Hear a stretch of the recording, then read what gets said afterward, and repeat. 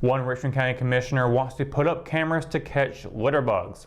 After hearing County Manager Brian Land mention a security upgrade at the Richmond County Airport during last week's meeting, Commissioner Don Bryant asked about putting cameras along Airport Road to try and deter littering or at least see who is responsible. Bryant suggested to make them obvious and then put up anti-littering signs to see if it works. He noted that the monitoring of the camera could be done from the airport. In July, county workers collected 16 bags of trash from the sides of Airport Road as well as Mill Road, according to the solid waste report. But those two weren't the worst. The report shows 29 bags were picked up from Misby Road and 18 from Sandhills Road. If a camera is placed on Airport Road and if it works to deter littering, Bryant suggested putting more around the county, like down at the river landing. The commissioner also proposed raising littering fines to $1,000 and or a week-long work detail. Commissioner Andy Groom said he was all for the placement of the cameras. Land added that the county is planning another cleanup event and he hopes the turnout will be as good as it was for Earth Day. A resident of a neighborhood rife with crime recently reported the theft of a collection of handguns and video games. According to an incident report filed by the Rockingham Police Department, a Cawthon Drive resident reported on August 9th that someone had broken into his home and stolen 7 firearms, a box of 9mm bullets, and a box of shotgun shells. The alleged victim also reported the perpetrator had stolen a PlayStation 5 and copies of several video games. According to the report, the firearms and console were entered into the National Crime Information Center database. On Wednesday, the case was still listed as active. The North Carolina State Highway Patrol is investigating a collision from last week that left one woman dead. Troopers say the driver of a Ford pickup truck was towing a minivan north on US 1 just after noon on August 5th when he pulled over near Marston Road to check on a connection because he thought the safety chain had come loose. The occupants of the truck reportedly were inside when a GMC SUV traveling south crossed the center lane, striking the truck and one of the occupants. Troopers say 36-year-old Regina Rollins was pronounced dead at the scene. The incident is still under investigation. The Richmond County Health Department on Thursday announced the 14th COVID-related death in less than 2 months. The latest brings the county's overall total since April of 2020 to 111. Of the county's deaths, 83 have been at a hospital, 22 have passed away in another healthcare facility, and 6 have died outside of a health setting. There have now been 58 COVID-related deaths in the county so far this year. When asked via email on Wednesday, Interim Health Director Cheryl Spate would not say if or how many of those who have died were vaccinated. According to the North Carolina Department of Health and Human Services, the state's COVID-related death toll is now 13,806, an increase of 47 since Monday. Nearly 16,000 Richmond County residents have been fully vaccinated and 40% are partially vaccinated, according to the North Carolina Department of Health and Human Services. Trading a winter season for a regular fall slate, the Richmond Senior boys soccer team is days away from contending for a conference title. Competing in a newly realigned 3A-4A Sandhills Athletic Conference, the Raiders have spent the summer preparing themselves for an 18-game regular season. Like seasons past, the Raiders are setting the bar high while also trying to acclimate themselves to the rigor of a longer schedule following a pandemic-shortened 2020 campaign. Head coach Chris Larson said the number of players was lower than normal this year, but he's confident that the Raiders have built a pretty solid squad. The Raiders had 9 wins, 4 losses, and 1 tie last winter, taking third in the former SAC and made the 4A state playoffs. Losing 8 players to graduation, this year's team returns 11 varsity players, adds 10 players from JV, and will have 2 new players. Richmond will open its season on August 17th at Lumberton at 7 p.m. When we return, we've got your Live at 5 weather report is coming up after the break, so stay tuned. JC's in Rockingham has you covered for used appliances, parts, trailers, and storage. We have one of the largest selections of reconditioned washers, dryers, and refrigerators in the Sand Hills, and we offer free delivery to residents inside Richmond County. Come check out our variety of trailers for any hauling job and our storage buildings for the things you need out of the weather or house. We also carry parts and accessories for appliances, trailers, truck beds, and can order the things you need. That's JC's on South Hancock Street in Rockingham.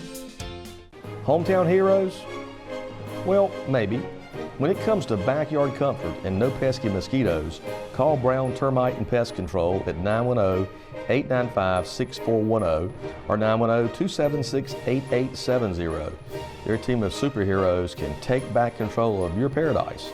That's 910-895-6410 today. McNair Auto Sales is the place to buy your pre-owned car, truck, or van.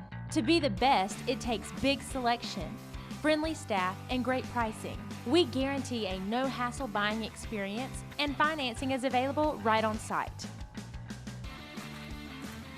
So come see us today. We're located at 1026 East Broad Avenue in Rockingham. And remember, with over 40 years of experience, you know McNair is the name you can trust. She gets her soccer skills from her mom, her sense of humor from her dad, and her drugs from her home medicine cabinet. Over half of misused medication comes from family and friends. Talk to your children about the dangers of prescription drug misuse. Secure your medication, take regular inventory to ensure nothing is missing, and properly dispose of expired or unused medication. Be aware. Don't share. Lock your meds.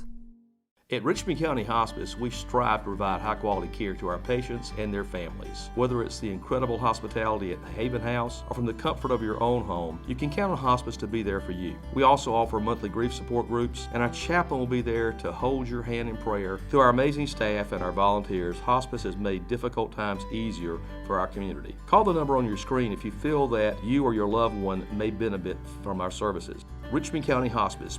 Peace, comfort, dignity. Your Live at 5 weather report is brought to you by Sunset Slush, Carthage Ice, located here in downtown Rockingham. Happy Thursday, everybody. Hope you're having a wonderful day so far. It has been yet another blistering hot day here in Richmond County. We cannot just get away from this hot weather, can we? And it's going to continue to stay that way throughout this evening. Within the next hour or so, we're going to be seeing it in the 90s at 91 degrees at 6 o'clock with partly cloudy skies. 10 o'clock, 82 degrees with a waxing crescent moon phase out tonight, in addition to that sunset being at 8:11 p.m. And looking at tomorrow, no different than what we have seen so far this week. We'll still see temperatures in the 90s, some parts of it in the mid-90s, especially as you move westward. And there will be a few areas that will be seeing partly cloudy skies, but that's not going to do a whole lot for you over there in Scotland and Robeson counties, where Scotland's seeing a high of 93 and a low of 74, Robeson a high of 94 and a low of 75. As for the sunny counties, Cumberland County will be seeing a high of 93 and a low of 75. Hope County a high of 93 and a low of 75 as well, and including Moore County for that range of temperatures as well. Richmond County a high of 94, low of 74. Marlboro County a high of 93 and the low of 74. And across the PD in Waysboro, Anston County, high of 95, low of 75. And looking at the 7-day forecast, we keep seeing the rain chances crop up on the 7-day forecast here, and we are still expecting to see about a 50% chance for Saturday. Before we get back though again tomorrow, high of 94, low of 74 with sunny skies all day long. Saturday, a high of 91, low of 74 with a 50% chance of precipitation. It'll go up to a 60% chance on Sunday at a high of 87 and a low of 72. As we get into Monday through Wednesday, it'll be more rain chances continuing on, but no thunderstorm threat in those days.